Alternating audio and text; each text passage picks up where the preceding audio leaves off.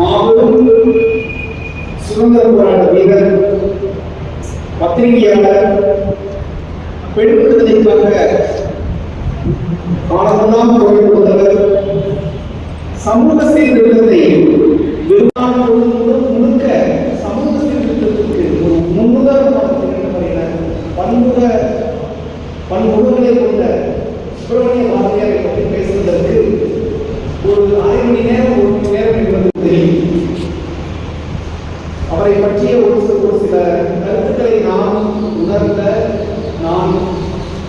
உணர்ந்து போற்றக்கூடிய ஒரு சில கருத்துக்களை உங்களுக்கு முன்னே பேசுவதற்கு முன்னால் நான் இங்கு நின்று கொண்டிருக்கக்கூடிய இந்த அறிவியல் கலை அறிவியல் கல்லூரி என்பது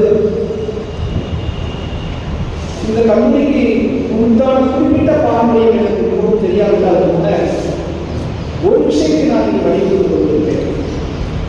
இந்தியாவுடைய அரசியல் சாசனத்தை நாம் எடுத்து படித்தோம் என்றால் அதில் எழுத முடியும், இந்தியா ஒரு ஜனநாயக சோசலிச குடியரசு என்று எழுத முடியும்.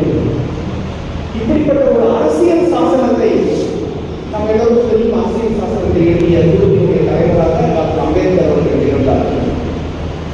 அவர்கள் எல்லாம் உட்கார்ந்த அரசியல் சாசனத்தை எழுதினார்கள் என்று சொன்னால் அந்த அரசியல் சாசனத்தை எழுதுவதற்கான ஒரு பின்னணி, ஒரு ஜனநாயகபூர்வமாக ஒரு மதச்சார்பற்ற ஒரு பின்னணியை யார் உருவாக்கி கொடுத்தார்கள் என்று பார்த்தோம் என்று சொன்னால் அது இந்திய சுதந்திர போராட்டத்தை பாரம்பரியம் தான் அதை உருவாக்கி. இந்திய சுதந்திர போராட்ட பாரம்பரியம் என்று நாம் பொத்தாமத்தாக சொல்லியிருந்தோம் என்று சொன்னால் அது சரியாக இருக்காது. அந்த இந்திய சுதந்திர போராட்டத்தை யார் முன்னின்று நடத்தினார்கள், அவர்கள் எப்படிப்பட்ட விதத்தில் அந்த சுதந்திர போராட்டத்தை நடத்தினார்கள் என்பதை நாம் ஆழ்ந்து புரிந்து கொள்ளும் பொழுதுதான் எப்படி இது போன்ற ஒரு கிறிஸ்துவ ஒரு மைனாரிட்டி பகுதி அல்லது ஒரு முஸ்லீம் மைனாரிட்டி பகுதி இது போன்ற கல்வி நிறுவனங்கள் ஏற்பாடு செய்யப்பட்டு நான் என்னுடைய கல்வியுடைய துவக்கமே நான் ஒரு கிறிஸ்துவ பள்ளியில் தான் படித்தேன்.